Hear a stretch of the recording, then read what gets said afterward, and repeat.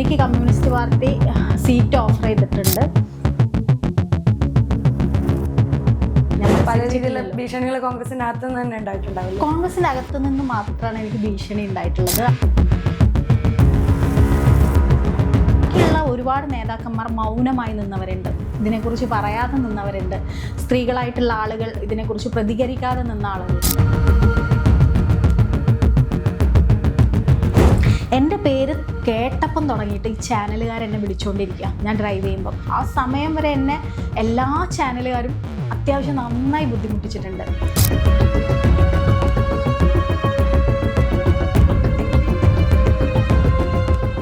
M A Shahnaz ഇപ്പം അടുത്ത കാലത്തായി കോൺഗ്രസ് പല രീതിയിലുള്ള വിവാദങ്ങൾ നേരിട്ട സമയത്ത് ഏറ്റവും കൂടുതൽ കേട്ടിട്ടുള്ള ഒരു പേരാണ്. അപ്പോൾ ശരിക്കും ആരാണ് എം എ ഷഹനാസ്, അല്ലെങ്കിൽ സ്വയം എങ്ങനെ പരിചയപ്പെടുത്താനാണ് താല്പര്യപ്പെടുന്നത്? ഞാനൊരു എഴുത്തുകാരിയാണ് എന്ന് പറഞ്ഞ് പരിചയപ്പെടുത്താനാണ് എനിക്കിഷ്ടം. അതിനുപരി ഒരു സ്ത്രീയാണ്, അതിനപ്പുറം ഒരു പബ്ലിഷറാണ്, ഒരു രാഷ്ട്രീയ പ്രവർത്തകയാണ്. ഇങ്ങനെയൊക്കെ ഞാൻ എന്നെ അടയാളപ്പെടുത്തിയിട്ടുണ്ട്. സോ രാഷ്ട്രീയ പ്രവർത്തക എന്നുള്ളതിനേക്കാൾ കൂടുതൽ എഴുത്തുകാരിയായിട്ട്? തീർച്ചയായിട്ടും രാഷ്ട്രീയ പ്രവർത്തക എന്നതിനേക്കാൾ അപ്പുറം എഴുത്തുകാരി എന്ന രീതിയിൽ എന്നെ അടയാളപ്പെടുത്താൻ തന്നെയാണ് ഞാൻ ആഗ്രഹിക്കുന്നത്. ഇപ്പോൾ KPCC സാംസ്കാരിക സാഹിത്യ ജനറൽ സെക്രട്ടറി ആയിട്ടാണ്. സംസ്കാര സാഹിതിയുടെ സംസ്ഥാന ജനറൽ സെക്രട്ടറിയാണ്, ഈ നിമിഷം വരെയാണ്. അപ്പോൾ എങ്ങനെയായിരുന്നു ഈ കോൺഗ്രസ് ആയിട്ടുള്ളൊരു ബന്ധം, അല്ലെങ്കിൽ കോൺഗ്രസ് യാത്രയായിട്ട് മാറിയത് എങ്ങനെയാണ്? കോൺഗ്രസ് എന്ന് പറയുന്ന പ്രസ്ഥാനം ഇവിടെ നിലനിൽക്കേണ്ടതുണ്ട് എന്നും ഒരു മനുഷ്യന് ഇവിടെ ജീവിക്കുമ്പോൾ അവരുടെ പേര്, അവർ കഴിക്കുന്ന ഭക്ഷണം, അവർ ധരിക്കുന്ന വസ്ത്രം, ഇതൊക്കെ ഓരോ വ്യക്തിക്കും വെല്ലുവിളിയാണ് എന്നൊക്കെ തോന്നി തുടങ്ങിയപ്പോഴാണ് സത്യത്തിൽ കോൺഗ്രസിനൊപ്പം നിന്ന് രാഷ്ട്രീയം ഞാൻ പറഞ്ഞു തുടങ്ങിയത് പോലും. അപ്പം കോൺഗ്രസിനൊപ്പം നിൽക്കുക എന്ന് പറയുന്ന ഒരു ഉത്തരവാദിത്വം നമ്മൾ പൗരന്മാർക്കുണ്ട് എന്ന് തോന്നിയ ഒരു സമയത്താണ് ഞാൻ രാഷ്ട്രീയം പരസ്യമായി പറഞ്ഞ് മുന്നോട്ട് വന്നിട്ടുള്ളത്. അപ്പോൾ സ്വാഭാവികമായിട്ടും കോൺഗ്രസ് എന്ന് പറയുന്ന രാഷ്ട്രീയ പ്രസ്ഥാനത്തിനകത്ത് നിന്ന് അങ്ങനെ ഒരുപാട് എഴുത്തുകാരോ ഒരുപാട് കലാകാരന്മാരോ ഒന്നുമില്ല.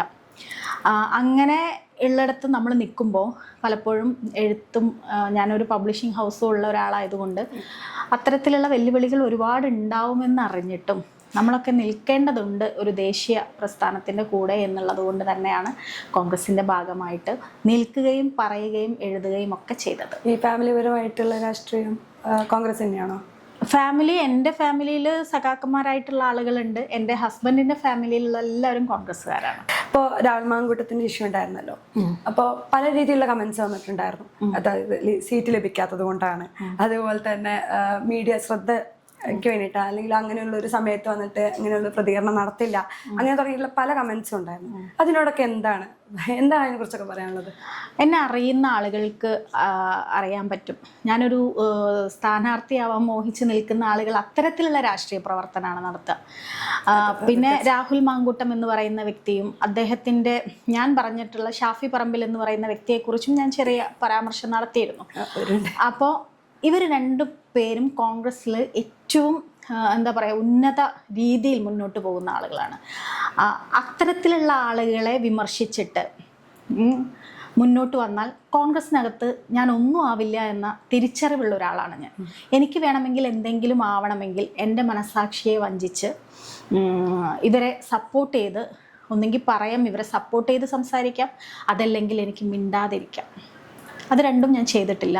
അപ്പം അതുകൊണ്ട് തന്നെ അതറിയുന്നവർക്കറിയാം. പിന്നെ കുറേ പരാമർശം ഞാൻ കേട്ടത് കമ്മ്യൂണിസ്റ്റ് പാർട്ടിയുടെ എന്താ പറയുക അച്ചാരം വാങ്ങിയിട്ട് ഇതിനെ ഇല്ലാതെയാക്കാൻ ശ്രമിച്ചു, എനിക്ക് കമ്മ്യൂണിസ്റ്റ് പാർട്ടി സീറ്റ് ഓഫർ ചെയ്തിട്ടുണ്ട് എന്നൊക്കെയാണ് പിന്നീട് സോഷ്യൽ മീഡിയയിൽ കേട്ട കുറേ കാര്യങ്ങൾ. അങ്ങനെയൊന്നും ഉണ്ടായില്ലല്ലോ, ഇലക്ഷൻ കഴിഞ്ഞല്ലോ, ഞാൻ മത്സരിച്ചിട്ടില്ലല്ലോ. ഭീഷണികൾ കോൺഗ്രസിന്റെ അകത്ത് നിന്ന് തന്നെ ഉണ്ടായിട്ടുണ്ടാവില്ല? കോൺഗ്രസിന്റെ അകത്ത് നിന്ന് മാത്രമാണ് എനിക്ക് ഭീഷണി ഉണ്ടായിട്ടുള്ളത്. അത് നേതാക്കന്മാരുടെ അടുത്തൊന്നും അല്ല കേട്ടോ, ഈ സോഷ്യൽ മീഡിയയിലുള്ള കുറച്ച് ആളുകളുടെ. അതിന് പ്രത്യേകിച്ച് ഒരുപാട് കാരണങ്ങളുണ്ട്. ഒന്ന്, ഷഹനാസ് എന്ന് പറയുന്ന വ്യക്തി ഒരു മനുഷ്യനായിട്ട് അറിയപ്പെടാൻ ആഗ്രഹിക്കുന്ന ഒരാളാണ്. അപ്പോൾ മുസ്ലിം കമ്മ്യൂണിറ്റിയിലുള്ള ആളുകളാണ് ഏറ്റവും കൂടുതൽ എന്നെ തെറി പറഞ്ഞ് ആക്രമിച്ചിട്ടുള്ളത് എന്ന് എനിക്ക് അതിൽ നിന്ന് ഒരു വ്യത്യസ്തതയായിട്ട് തോന്നിയ ഒരു കാര്യമാണ്. കാരണം ഇപ്പം നമ്മുടെ നാട് അങ്ങനെ പോകുന്നുണ്ടെന്നും കൂടി ഒന്ന് അടയാളപ്പെടുത്താൻ വേണ്ടിയിട്ടാണ്. കാരണം വർഗീയപരമായിട്ട് ഒരു കുറ്റപ്പെടുത്തലും ഒറ്റപ്പെടുത്തലും അപമാനിക്കലും ഉണ്ടാവാറുണ്ട്. ഇപ്പോൾ സ്ത്രീകൾക്ക് വേണ്ടിയിട്ടുള്ള ശബ്ദമായിട്ട് മാറിക്കൊണ്ടിരിക്കുക ശബ്ദമാണ്. അപ്പോൾ ഈ കോൺഗ്രസ്സിൽ സ്ത്രീകൾക്ക് വേണ്ട രീതിയിലുള്ള ഒരു പരിഗണന ലഭിക്കുന്നുണ്ട്, നീതി ലഭിച്ചു എന്നുള്ള രീതിയിലുള്ള ഒരു തോന്നൽ വരുന്നുണ്ട്. രാഹുലിനെ പുറത്താക്കി കോൺഗ്രസ് അങ്ങനെ ഒരു നടപടി എടുത്തു, പക്ഷെ അത് മാത്രം മതിയോ? അങ്ങനെ തോന്നിയിട്ടുണ്ടോ? ഒരു രാഷ്ട്രീയ പാർട്ടിക്കകത്തും ഒരിടത്തും സ്ത്രീകൾക്ക് പൂർണ്ണമായി നീതി കിട്ടാറുണ്ട് എന്ന് എനിക്ക് തോന്നിയിട്ടില്ല. ഏത് രാഷ്ട്രീയ പ്രസ്ഥാനമാണെങ്കിലും ഇപ്പോൾ നിയമസഭാ ഇലക്ഷൻ കഴിഞ്ഞു, മത്സരിക്കുന്ന സ്ത്രീകളെ നിങ്ങൾ നോക്കുക. ഇനി മത്സരിക്കാൻ സീറ്റ് കൊടുത്താൽ തന്നെ തോൽക്കുന്ന സീറ്റുകൾ പലപ്പോഴും സ്ത്രീകൾക്ക് കൊടുക്കുക. ഇനിയൊരു പീഡിപ്പിക്കപ്പെട്ട അല്ലെങ്കിൽ ഇതുപോലെ പ്രതികരിക്കുന്ന സ്ത്രീകളുണ്ടെന്ന് വിചാരിക്കുക, ആ പ്രതികരിച്ച സ്ത്രീയെ പിന്നെ നിങ്ങൾ എവിടെയും കാണില്ല. ഇല്ല. പക്ഷേ ഈ വേട്ടക്കാരനെ പല രീതിയിൽ ആഘോഷമാക്കുന്നത് രാഷ്ട്രീയ പ്രസ്ഥാനമാവട്ടെ, സിനിമാ മേഖലയാവട്ടെ, സാഹിത്യ മേഖലയാവട്ടെ, ഞാൻ കണ്ടുകൊണ്ടിരിക്കുന്നതും എൻ്റെ സ്വന്തം അനുഭവത്തിൽ നിന്ന് ഞാൻ മനസ്സിലാക്കിയിട്ടുള്ള ഒരു കാര്യമാണ്. അപ്പോൾ സ്ത്രീകൾക്ക് നീതി കിട്ടുന്നില്ല എന്നുള്ളതിൻ്റെ 100% ഉറപ്പാണ്. അത് ഇപ്പോൾ കോൺഗ്രസ് എന്ന് പറയുന്ന പ്രസ്ഥാനം എനിക്ക് തോന്നുന്നു വലിയൊരു തീരുമാനമെടുത്തു. രാഹുൽ മാങ്കൂട്ടത്തിനെതിരെ പരാതി വന്നപ്പം, പരസ്യമായി പരാതികൾ വന്നു കഴിഞ്ഞപ്പോൾ അദ്ദേഹത്തെ പാർട്ടിയുടെ പ്രാഥമിക അംഗത്വത്തിൽ നിന്ന് പോലും പുറത്താക്കി എന്ന് അതൊരു വലിയ മാതൃകയാണ്. അത് മറ്റു പാർട്ടികളൊക്കെ ചെയ്യേണ്ടതാണ്. പക്ഷേ മറ്റു പാർട്ടികൾക്കകത്തും ഇതുപോലെയുള്ള കുറേ ആളുകളെ പറയുകയും ഒക്കെ ചെയ്തിട്ടുണ്ട്. അപ്പോൾ അങ്ങനെ തീരുമാനമെടുത്തു എന്നുള്ളത് കോൺഗ്രസ് പ്രസ്ഥാനം കാണിച്ച ഒരു വലിയ മാതൃകയാണ് എന്ന് ഞാൻ എല്ലാ കാലത്തും ഞാനത് ഫേസ്ബുക്കിലും ഇട്ടിട്ടുണ്ടായിരുന്നു. അത് മാത്രമല്ല, പ്രതിപക്ഷ നേതാവായിട്ടുള്ള വി ഡി സതീശൻ എന്ന് പറയുന്ന വ്യക്തി വളരെ ശക്തമായിട്ട് തന്നെ നിലപാട് കൊണ്ട് മുന്നോട്ട് പോയി. അത് ചിലപ്പോൾ അദ്ദേഹത്തെ എങ്ങനെ ബാധിക്കുമെന്നുള്ളതൊക്കെ നമുക്കറിയാം. കാരണം സോഷ്യൽ മീഡിയയിലടക്കം ഇവരുടെ ഒരു PR ടീം കോൺഗ്രസിൻ്റെ തന്നെ നേതാക്കന്മാരെ വൃത്തിയേട് പറയുന്ന സാഹചര്യങ്ങളൊക്കെ ഉണ്ടായിട്ടും അദ്ദേഹം ഒരു തരി പോലും ചലിച്ചില്ല എന്നുള്ളതാണ്. ബാക്കിയുള്ള ഒരുപാട് നേതാക്കന്മാർ മൗനമായി നിന്നവരുണ്ട്, ഇതിനെക്കുറിച്ച് പറയാതെ നിന്നവരുണ്ട്. സ്ത്രീകളായിട്ടുള്ള ആളുകൾ ഇതിനെക്കുറിച്ച് പ്രതികരിക്കാതെ നിന്ന ആളുകളുണ്ട്. പക്ഷേ വി ഡി സതീശൻ എന്ന് പറയുന്ന നേതാവ് അതിൽ നിന്ന് വ്യത്യസ്തമായി നിന്നു എന്നുള്ളത്, പാർട്ടിയെ അത്തരത്തിൽ ഒരു മാതൃക കാട്ടി എന്നുള്ളതും വലിയ എന്താ പറയുക, ശുഭാപ്തി വിശ്വാസത്തോടെ കാണുന്നു. രാഹുൽ ആ ഇഷ്യൂ ഉന്നയിച്ച സമയം തൊട്ടേ രാഹുൽ ഭയങ്കര കോൺഫിഡൻസിലായിരുന്നു. ഹൂ കെയർസ് എന്നുള്ളൊരു മെറ്റലാണല്ലോ പുള്ളിയുടെ അന്നത്തെ ഒരു ആറ്റിറ്റ്യൂഡും. ഇപ്പോഴും അതിൽ വലിയ മാറ്റമൊന്നുമില്ല. ഇപ്പോഴും കോൺഗ്രസിന് അംഗത്വം എടുത്ത് കളഞ്ഞെങ്കിലും പുള്ളി കോൺഗ്രസിന് വേണ്ടിയിട്ട് ഒരു PR കണക്ക് തന്നെ ശരിക്കും പ്രവർത്തിക്കുന്നുണ്ട്. ഒരാൾ നമ്മുടെ ഒന്നെങ്കിൽ അദ്ദേഹം തെറ്റുകളൊന്നും ചെയ്തിട്ടില്ല എന്നുള്ളൊരു കോൺഫിഡൻസ് ആയിരിക്കും. ഇനി അതല്ലെങ്കിൽ കൂടെ ആരോ ഒരാൾ വലിയൊരു നേതാവ് തന്നെ സപ്പോർട്ട് ചെയ്യാൻ തൻ്റെ ബാക്കിലുണ്ട് എന്നുള്ളൊരു ധൈര്യമായിരിക്കാം. ഇതിൽ ഏതായിട്ടാണ് തോന്നുന്നത്? അല്ല, അതിൽ ഞാൻ 2-3 കാര്യങ്ങൾ ഞാൻ ആലോചിക്കാറുണ്ട്. ഒന്ന്, അദ്ദേഹം ഒരു നല്ല രാഷ്ട്രീയ പ്രവർത്തകനായിരുന്നു. അദ്ദേഹം മീഡിയകളിൽ നന്നായിട്ട് പാർട്ടിക്ക് വേണ്ടി സംസാരിച്ചിട്ടുള്ള ആളാണ്. അതുകൊണ്ടാണ് അദ്ദേഹത്തിനെതിരെ പറയുമ്പോൾ കോൺഗ്രസിൻ്റെ എന്താ പറയുക, ഏതെങ്കിലും നേതൃത്വത്തിലുള്ള ആളുകളല്ലാത്ത സോഷ്യൽ മീഡിയ ആണ് ഇന്നെല്ലാം ആഘോഷിക്കുന്നത് നമുക്കറിയാം. അപ്പോൾ ചാനലുകളിലടക്കം മുഖ്യമന്ത്രിയെ അടക്കം വെല്ലുവിളിച്ചുകൊണ്ട് നിന്നിട്ടുള്ളൊരു രാഷ്ട്രീയ നേതാവാണ്. അപ്പോൾ അത് വലിയ പ്രതീക്ഷയോടെയാണ് കോൺഗ്രസിൻ്റെ അടക്കമുള്ള ഐക്യജനാധിപത്യ മുന്നണിയുടെ ഒക്കെ സോഷ്യൽ മീഡിയയിൽ അടക്കമുള്ള ആളുകൾ കാണുന്നത്.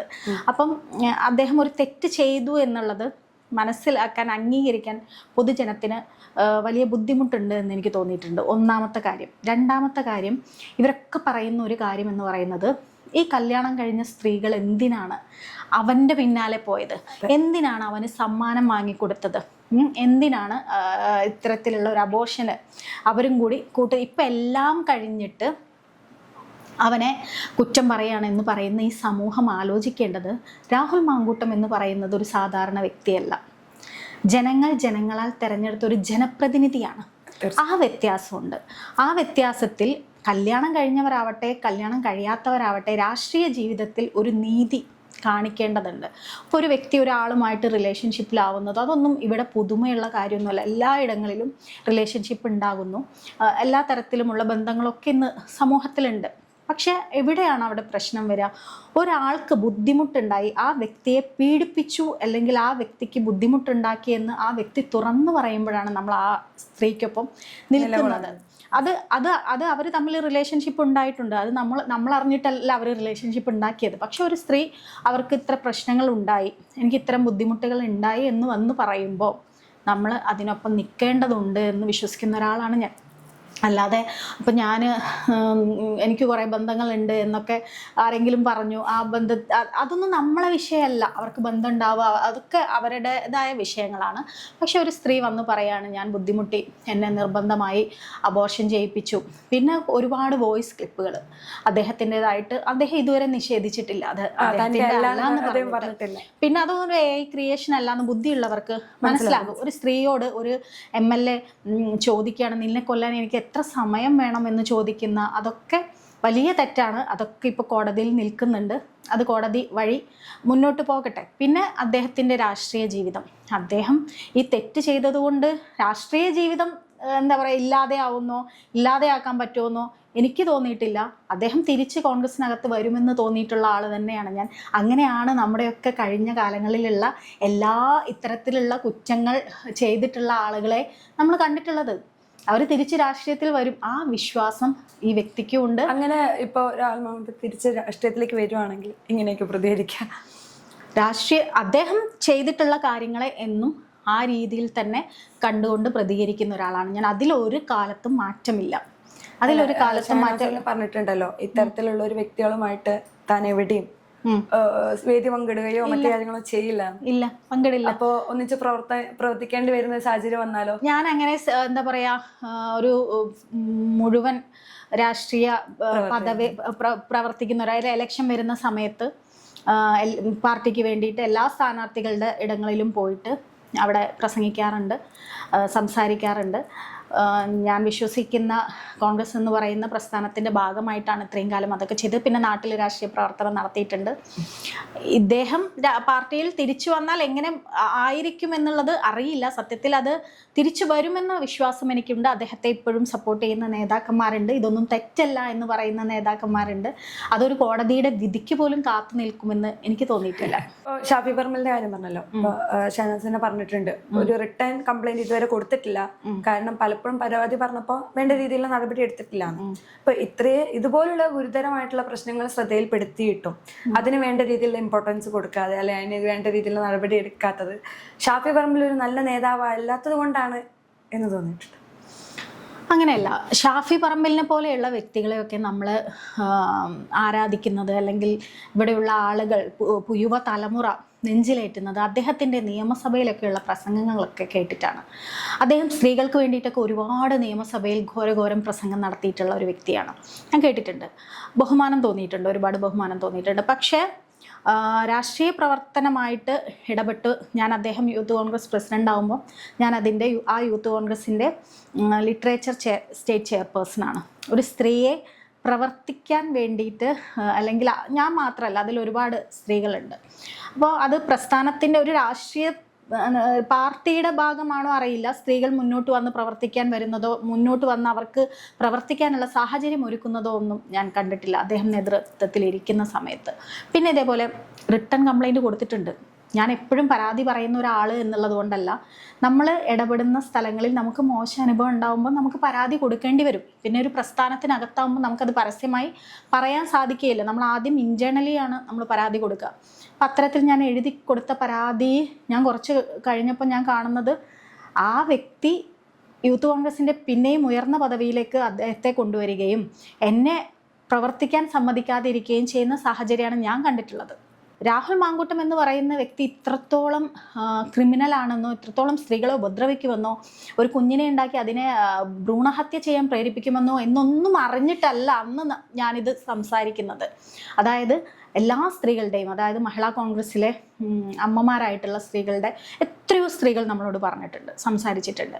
എൻ്റെ സുഹൃത്തുക്കളായിട്ട് തന്നെ ഉള്ള സ്ത്രീകളടക്കമുള്ള, സത്യം പറഞ്ഞാൽ കോൺഗ്രസ്സിനകത്തുള്ള പുറത്തുള്ള ഒരുവിധം സ്ത്രീകൾക്കൊക്കെ അറിയാം ഇദ്ദേഹം എന്താണ് എന്ന് അറിയാം. അതിപ്പം പേടിച്ചിട്ട് ആർക്കെങ്കിലും പറയാൻ ബുദ്ധിമുട്ടുണ്ടെങ്കിലേ ഉള്ളൂ. അപ്പോൾ എന്നോട് പറഞ്ഞ ഇഷ്ടം പോലെ ആളുകളുണ്ട്. അപ്പോൾ ആ ഒരു വിവരം വെച്ച് മാത്രമാണ് ഞാൻ ഷാഫി പറമ്പിൽ എന്ന് പറയുന്ന പ്രസിഡന്റിനോട് പറയുന്നത്. നമ്മുടെ യുവജന സംഘടനയാണ്, ഞങ്ങൾക്കൊന്നും പ്രവർത്തിക്കാൻ സാധിച്ചിട്ടില്ല, പക്ഷേ പുതിയ കുട്ടികൾ ഒരുപാട് വരണം, പെൺകുട്ടികൾ പ്രവർത്തിക്കാനുള്ളൊരു സ്പേസ് ഇവിടെ ഉണ്ടാകണം. അപ്പോൾ ഇങ്ങനെയുള്ള ഒരാളെ പ്രസിഡന്റ് ആക്കുന്നത് നല്ലതാണോ എന്ന് ഞാൻ ചോദിച്ചിരുന്നു. പക്ഷെ അദ്ദേഹത്തെ പ്രസിഡന്റ് ആക്കിയപ്പോൾ ഞാൻ യൂത്ത് കോൺഗ്രസിന്റെ പ്രസിഡന്റിന് ആശംസകൾ എന്ന് പറഞ്ഞ ഫേസ്ബുക്കിൽ എഴുതിയിട്ടുണ്ട്. കാരണം ഞാൻ കോൺഗ്രസിനകത്ത് നിൽക്കുന്ന ഒരാളാണ്. ഇദ്ദേഹത്തെ യൂത്ത് കോൺഗ്രസ് പ്രസിഡന്റ് ആക്കിയത് ഞാൻ പറഞ്ഞ് കേൾക്കാതെ ഷാഫി പറമ്പിൽ ആക്കിയതാണെന്ന് പറഞ്ഞിട്ട് എനിക്ക് എഴുതാൻ പറ്റില്ല. ഞാൻ മാത്രമായിരിക്കില്ല പറഞ്ഞിട്ടുണ്ടാവുക, ഒരുപാട് സ്ത്രീകൾ ഇതിൽ പറഞ്ഞിട്ടുണ്ട് എന്നുള്ളത് എനിക്കറിയാം ഷാഫി പറമ്പിൽ എന്ന് പറയുന്ന വ്യക്തിയോട്. അപ്പം ഞാൻ അത് വർഷങ്ങൾക്ക് മുന്നെയാണ്. അപ്പം എന്നിട്ടും ഞാനിപ്പം രാഹുൽ മാങ്കൂട്ടത്തിൻ്റെ വിഷയം വന്നപ്പോൾ ഷാഫി പറമ്പിലിനോട് ഞാൻ നമ്മുടെ MP-യോട് ഞാൻ പറഞ്ഞു, അന്ന് ഞങ്ങളൊക്കെ പറഞ്ഞത് കേട്ടിരുന്നെങ്കിൽ ഈ പ്രശ്നം ഉണ്ടാവില്ലായിരുന്നല്ലോ എന്ന് പറഞ്ഞപ്പോൾ അദ്ദേഹം ഒരു സങ്കടത്തിൻ്റെ സ്മൈലി എനിക്ക് അയച്ചിട്ടുണ്ട്. എൻ്റെ അടുത്തുണ്ട് ആ മെസ്സേജുകളൊക്കെ. പക്ഷേ എന്താ പറയുക, ഒരു പക്ഷേ ഷാഫി പറമ്പിൽ എന്ന് പറയുന്ന വ്യക്തിക്കും അദ്ദേഹം ഇങ്ങനെയുള്ള ആളാണെന്ന് അറിഞ്ഞിട്ടുണ്ടാവില്ല. പക്ഷെ ഇതേപോലെ പരാതികൾ കിട്ടിയിട്ടും പുള്ളി അതിന് വേണ്ട അങ്ങനെ ആരും ഒരു ഫോർമൽ പരാതി കൊടുത്തിട്ടുണ്ട് എന്ന് എനിക്ക് തോന്നുന്നില്ല. ഷഹനാസിനെ പറഞ്ഞല്ലോ, പല പറഞ്ഞിട്ടുണ്ട്. അത് വേറെയും സ്ത്രീകൾ പറഞ്ഞിട്ടുണ്ടാവും. പക്ഷെ അതൊക്കെ ഈ ഒരു ആണധികാരമുള്ള സമൂഹത്തിൽ പെണ്ണുങ്ങൾക്ക് മെസ്സേജ് അയക്കും, അത് നിങ്ങൾക്ക് വേണ്ടേ നിങ്ങൾ ബ്ലോക്ക് ചെയ്ത് കളഞ്ഞേക്കും എന്ന് തീരുമാനിക്കുന്ന ഒരു ഇതായിരിക്കും. പരാതി വരുമ്പോ അതങ്ങനെ നിസ്സാരവൽക്കരിക്കേണ്ട ഒരു വിഷയമാണോ ശരിക്കും? അല്ല, നിസ്സാരവൽക്കരിക്കേണ്ട വിഷയമായിരുന്നില്ല എന്ന് പൂർണ്ണ ബോധമുള്ള ഒരാൾ ഇന്ന് ഷാഫി പറമ്പിൽ എന്ന് പറയുന്ന MP ആയിരിക്കും. കാരണം അദ്ദേഹത്തിൻ്റെ വ്യക്തി ജീവിതത്തിനും രാഷ്ട്രീയ ജീവിതത്തിനും ഈ വിഷയം എത്രത്തോളം ബാധിച്ചിട്ടുണ്ടാവുമെന്ന് എല്ലാവർക്കും അറിയാലോ. അദ്ദേഹത്തിന് ഒരുപാട് എൻ്റെ സുഹൃത്തുക്കളായ സഖാക്കന്മാരായിട്ടുള്ള എൻ്റെ കൂടെ പഠിച്ചിട്ടുള്ള ആളുകളുണ്ടായിരുന്നു. അവരെന്നോട് പറഞ്ഞിട്ടുണ്ട്, രാഷ്ട്രീയമല്ല അതിനപ്പുറം ഷാഫി പറമ്പിലിനോട് ഇഷ്ടമാണ് എന്ന് പറഞ്ഞ ഒരുപാട് ആളുകളുണ്ട്. ഇന്ന് അവർ തിരിച്ചു പറഞ്ഞിട്ടുണ്ട് എന്നോട് തന്നെ, എന്താടോ നിങ്ങളുടെ ഷാഫി പറമ്പിൽ. ഞാൻ ആലോചിച്ചിട്ടുണ്ട്, ആ മനുഷ്യനുണ്ടായിരുന്ന ഒരുപാട് നല്ല ഇമേജ് ഇതിൻ്റെ ഭാഗമായിട്ട് തകർന്നു പോയിട്ടുണ്ട് എന്ന് അദ്ദേഹത്തിന് തന്നെ അറിയാമെന്നും ഈ സമൂഹത്തിന് അറിയാമെന്നും പല ആളുകൾക്കും അറിയാമെന്നും വിശ്വസിക്കുന്നുണ്ട്. ഇപ്പോൾ പല ചാനലുകളിലും നിങ്ങൾ എന്നെ കൊണ്ട് പറയിപ്പിച്ചു എന്നുള്ള രീതിയിലുള്ളൊരു ബൈറ്റ് കണ്ടിട്ടുണ്ടായിരുന്നു. എന്താണ് അതിനെക്കുറിച്ച് പറയാനുള്ളത്? സത്യത്തിൽ രാഹുൽ മാങ്കൂട്ടം ഹാഷ്മിക്ക് ഒരു ഇൻ്റർവ്യൂ കൊടുക്കുകയാണ്. അപ്പം അതിൽ എന്നെക്കുറിച്ച് എൻ്റെ പേര് ഇങ്ങനെ കുറേ പ്രാവശ്യം രാഹുൽ മാങ്കൂട്ടം പറയുന്നുണ്ട്. അത് ഞാൻ കേൾക്കുന്നത് എറണാകുളത്ത് നിന്ന് കോഴിക്കോടേക്ക് ഡ്രൈവ് ചെയ്ത് വരുമ്പോഴാണ്. എൻ്റെ പേര് കേട്ടപ്പം തുടങ്ങിയിട്ട് ഈ ചാനലുകാരെന്നെ വിളിച്ചുകൊണ്ടിരിക്കുക. ഞാൻ ഡ്രൈവ് ചെയ്യുമ്പം എവിടെയാണുള്ളത്, കാണണം, നിങ്ങൾ എവിടെയാണുള്ളത്, പിന്നെ രാഹുൽ മാങ്കൂട്ടം നിങ്ങളുടെ പേര് പറയുന്നുണ്ട്. അപ്പം രാഹുൽ മാങ്കൂട്ടത്തിൻ്റെ ആ ഇൻ്റർവ്യൂ കഴിഞ്ഞിട്ടില്ല, ലൈവ് പോയിക്കൊണ്ടിരിക്കുക. അപ്പം ഞാൻ അവരോട് പറഞ്ഞു, നിങ്ങൾ വെയിറ്റ് ചെയ്യൂ, ഞാനും ഇത് കേൾക്കുകയാണ്, ഞാനും ഈ ഇൻ്റർവ്യൂ കേട്ടുകൊണ്ടിരിക്കുകയാണ്, അവർ പറയാനുള്ളത് പറയട്ടെ, അതിനുശേഷമല്ലേ എനിക്ക് മറുപടി തരാൻ പറ്റുമോ പറഞ്ഞാൽ ഞാൻ രാത്രി 8 മണിയൊക്കെ ആകുമ്പോഴാണ് 8 മണി 9 മണിയൊക്കെ ആകുമ്പോഴാണ് വീട്ടിലെത്തുന്നത്. ആ സമയം വരെ എന്നെ എല്ലാ ചാനലുകാരും അത്യാവശ്യം നന്നായി ബുദ്ധിമുട്ടിച്ചിട്ടുണ്ട്. രാത്രി ഞാനൊരു എന്താ പറയുക ബൈറ്റ് കൊടുക്കാനോ ഒന്നും ഞാൻ തീരുമാനിച്ചിട്ടില്ല. പക്ഷേ കുറച്ച് കള്ളങ്ങൾ അതിൽ രാഹുൽ മാങ്കൂട്ടം എന്നെക്കുറിച്ച് പറഞ്ഞിട്ടുണ്ട്. അപ്പോൾ അതിനെക്കുറിച്ച് ഞാൻ പറയുമെന്ന് തന്നെയാണ് ഞാൻ വിചാരിച്ചിട്ടുള്ളത്. രാവിലെ തുടങ്ങി ഇവർ ഒരു 5 മണിയാകുമ്പം തുടങ്ങിയിട്ട് എന്നെ വിളിക്കുന്നു. എൻ്റെ വീട്ടിൽ ഫ്രണ്ടിൽ ചാനലുകാർ വരുന്നു. അപ്പം ഞാൻ വാതിൽ തുറന്നില്ല. ഞാൻ എന്തായാലും ഓഫീസിലേക്ക് 10 മണിയാകുമ്പോൾ പോകും. അപ്പം അവിടെയും അവരുണ്ടാവും എന്ന് എനിക്കറിയാം. അങ്ങനെ ഞാൻ റെഡിയായി അവിടെ എത്തുമ്പോഴും ഇതേപോലെ എൻ്റെ വീട്ടിൽ വന്ന ചാനലുകാരോട് ഞാൻ പറഞ്ഞു ഓഫീസിൽ വരും എന്ന് പറഞ്ഞാൽ അവരെ പറഞ്ഞു വിട്ടു. അങ്ങനെയാണ് ഞാൻ അവിടേക്ക് പോകുന്നത്. അപ്പോൾ രാഹുൽ മാങ്കൂട്ടം അത് പറഞ്ഞു ഇത് പറഞ്ഞു എന്ന് പറഞ്ഞിട്ടാണ് അവരെന്നോട് ഇങ്ങനെ ചോദിച്ചുകൊണ്ടിരിക്കുന്നത്. അപ്പോൾ എല്ലാത്തിനും എനിക്ക് ദേഷ്യം കൂടി ഉണ്ടായിരുന്നു. സത്യം പറഞ്ഞാൽ ഞാൻ കൊടുത്ത ഇൻ്റർവ്യൂവിൽ ഏറ്റവും ചിലപ്പം ദേഷ്യപ്പെട്ടിട്ട് സംസാരിച്ചു എന്നുള്ളത് ആ ഇൻ്റർവ്യൂവിൽ പലരും എന്നോട് പറഞ്ഞിട്ടുണ്ട്. അങ്ങനെ സംസാരിക്കേണ്ടായിരുന്നു എന്ന് പറഞ്ഞിട്ടുണ്ട്. പക്ഷേ എനിക്ക് നല്ല കള്ളം പറഞ്ഞിട്ട് ഒരാൾ ചാനലിൽ നമ്മളെക്കുറിച്ച് പറയുമ്പോൾ ഉണ്ടാകുന്ന ഒരു മാനസികമായ ഒരു അസ്വസ്ഥത എനിക്കുള്ളത് കൊണ്ട് തന്നെയാണ് ഞാൻ അങ്ങനെ സംസാരിച്ചത്. ഒരു ജനങ്ങളെ മുഴുവൻ തെറ്റിദ്ധരിപ്പിക്കുകയാണ് ഞാനും രാഹുൽ മാങ്കൂട്ടം സുഹൃത്തുക്കളായിരുന്നു എന്ന് പറഞ്ഞിട്ട്. എനിക്ക് അദ്ദേഹത്തിനായിട്ട് ഒരു സൗഹൃദവും ഇല്ല, പാർട്ടിയിലുള്ളത് കൊണ്ട് ഉള്ള ഒരു ബന്ധമുണ്ട് എന്ന് മാത്രം. അപ്പം അതിനെക്കുറിച്ച് ചാനലുകാർ ഫുള്ള് സംസാരിച്ച് കഴിഞ്ഞപ്പോൾ എനിക്ക് ആ ദേഷ്യം കൊണ്ടാണ് ഞാൻ പറയുന്നത്, നിങ്ങൾ എന്നെക്കൊണ്ട് പറയിപ്പിച്ചതാണ് എന്ന് ഞാൻ പറഞ്ഞത്. അവരത്രയും എന്നെ ഇറിറ്റേറ്റ് ചെയ്തുകൊണ്ടാണ്, ഇതിനുള്ള മറുപടി ലഭിക്കണം എന്ന് പറഞ്ഞ് എന്നെ അത്രയും ബുദ്ധിമുട്ടിച്ചത് കൊണ്ട് പറഞ്ഞതാണ്. അത് അവർ കട്ട് ചെയ്യാതെ അതിൽ ഇട്ടു. അതിലെനിക്ക് പ്രശ്നമില്ല. കാരണം ഞാൻ ഏതെങ്കിലും തരത്തിൽ ഈ രാഹുൽ മാങ്കൂട്ടം എന്ന് പറയുന്ന വ്യക്തിക്കെതിരെ ഗൂഢാലോചന നടത്തി എന്നുണ്ടെങ്കിൽ അത് തെളിയിക്കാൻ ഇവിടെ മാർഗങ്ങളുണ്ടല്ലോ. അതിൻ്റെ പിന്നിൽ ഞാൻ ഉണ്ടായിരുന്നു, ഏതെങ്കിലും രീതിയിൽ ഞാൻ അത് ഇത്തരത്തിലൊരു അങ്ങനെ ഒരു ഗൂഢാലോചന നടത്തിയിട്ട് നശിപ്പിക്കാൻ രാഹുൽ മാങ്കൂട്ടം എൻ്റെ കോമ്പിറ്റൻ്റ് അല്ല. അദ്ദേഹം എന്നെക്കാൾ എത്രയോ മുകളിൽ നിൽക്കുന്ന ആളാണ് രാഷ്ട്രീയ പ്രവർത്തനത്തിൽ. അദ്ദേഹം MLA ആണ്, യൂത്ത് കോൺഗ്രസ് പ്രസിഡന്റാണ്. അദ്ദേഹം മാറിയ നാളെ ഞാൻ ആ യൂത്ത് കോൺഗ്രസ് പ്രസിഡന്റ് ആവാൻ പോകുന്നില്ല. അദ്ദേഹത്തിന് MLA സ്ഥാനം ഒഴിവാക്കി ഞാൻ അവിടെ MLA ആവാൻ പോകുന്നില്ല. എനിക്കൊരു കോമ്പീറ്റർ അല്ലാത്ത ഒരാൾക്കെതിരെ ഞാൻ എന്തിനാണ് ഒരു ഗൂഢാലോചന നടത്തി ആ മനുഷ്യനെ ഇല്ലാതെയാക്കാൻ ശ്രമിക്കേണ്ടത് എന്ന് ആളുകൾ ആലോചിക്കേണ്ട കാര്യമാണ്. അങ്ങനെ ഞാൻ എന്തെങ്കിലും അയാൾക്കെതിരെ പറഞ്ഞാൽ പോലും എനിക്ക് നഷ്ടങ്ങളെ ഉണ്ടാവൂ എന്ന് പൂർണ്ണ ബോധമുണ്ടായിട്ടും എൻ്റെ മനസാക്ഷിയെ എനിക്ക് വഞ്ചിക്കാൻ താല്പര്യമില്ലാത്തതുകൊണ്ടും 23 വയസ്സായ ഒരു പെൺകുട്ടിയുടെ പരാതി വന്നപ്പോഴും പ്രതികരിച്ച ഒരാളാണ് ഞാൻ. കാരണം എൻ്റെ മകൾക്ക് 20 വയസ്സാണ്. ഞാൻ എൻ്റെ മകൾക്ക് എന്താ പറയുക, ഏതെങ്കിലും രീതിയിൽ ഒരു മാതൃകയാവണമെന്ന് വിചാരിക്കുന്ന ഒരാളാണ്. അപ്പോൾ അവൾക്ക് മുന്നിൽ എനിക്കറിയാവുന്ന കാര്യങ്ങൾ പറയാതെ ഒരു രാഷ്ട്രീയ പ്രസ്ഥാനത്തിനകത്ത് നിന്ന് അതിനെ മറപിടിച്ച് നിന്നാൽ അത് എൻ്റെ എഴുത്തിനെയും എൻ്റെ ജീവിതത്തെ എൻ്റെ മനസാക്ഷിയെയും വഞ്ചിക്കുന്നതിന് തുല്യമാകും എന്നുള്ളതുകൊണ്ട് പ്രതികരിച്ച ഒരാളാണ് ഞാൻ. അല്ലാതെ ഏതെങ്കിലും ഒരു ഗൂഢാലോചനയുടെ ഭാഗമായിട്ട് ഞാൻ അങ്ങനെ ഒരു ഗൂഢാലോചനയുടെ ഭാഗമായി നിൽക്കുന്ന ഒരാളുമല്ല ഞാൻ. എനിക്ക് ഏതെങ്കിലും വിഷയത്തിൽ സ്ത്രീകളെ പീഡിപ്പിക്കുകയോ അപമാനിക്കുകയോ ഒക്കെ ചെയ്യുന്ന സമയത്തൊക്കെ എഴുതിയിട്ടുണ്ട്, പ്രതികരിച്ചിട്ടുണ്ട്. അപ്പോൾ പലപ്പോഴും ഇപ്പോൾ ആളുകൾ കമൻറ്റ് ബോക്സിലൊക്കെ വന്ന് പറയുന്ന കാര്യം, നിങ്ങൾ കോൺഗ്രസിനകത്തുള്ള ആളുകളെ പീഡനത്തെ മാത്രമേ പറയുള്ളൂ. അങ്ങനെയല്ല, ഞാൻ രഞ്ജിത്തിനെതിരെ ഞാൻ പറഞ്ഞിട്ടുണ്ട് ഹേമ കമ്മിറ്റി സമയത്ത്. ഇതൊക്കെ ഞാൻ പ്രതികരിക്കുന്നത് എനിക്ക് വ്യക്തിപരമായ ഒരു അനുഭവം ഉണ്ടായപ്പോഴാണ്. ആ സമയത്താണ് ഒരു സ്ത്രീ മോശമായ അനുഭവത്തിലൂടെ കടന്നു പോകുമ്പോൾ ഈ സമൂഹം എങ്ങനെ അപമാനിക്കുന്നു ഞാൻ മനസ്സിലാക്കിയത്. അതുകൊണ്ടാണ് എനിക്കൊരു സ്ത്രീ പ്രശ്നവുമായിട്ട് വരുമ്പോൾ അവർക്കൊപ്പം നിൽക്കണം എന്ന് തോന്നുന്നത്. അത് ഞാൻ എല്ലാ കാലത്തും ചെയ്തിട്ടുണ്ട്. നിയാസ് മലബാർ അതേപോലെ വേറൊരു കാര്യം കൂടി പറയുന്നുണ്ട്. അതായത് ഷഹനാസും പ്രിയ എന്ന് പറയുന്ന വ്യക്തി രണ്ടല്ല ഒന്നാണ്.